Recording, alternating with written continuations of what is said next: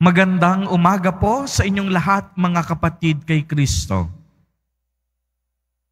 Sa lahat po ng ating mga taga-subaybay sa iba't ibang online platforms at sa lahat ng ating mga kadiboto sa iba't ibang panig ng Pilipinas at maging sa buong mundo kung saan tayo ay naaabot ngayon ng ating live streaming. Mapayapang umaga din po sa inyong lahat.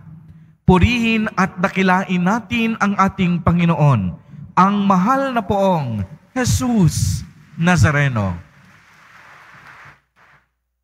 Mga kapatid kay Kristo at mga kadiboto, malugod po namin kayong tinatanggap sa Basilica Minor at Pambansang Dambana ni Jesus Nazareno. Tampok po sa ating ebanghelyo sa araw na ito ang mga taong namangha ng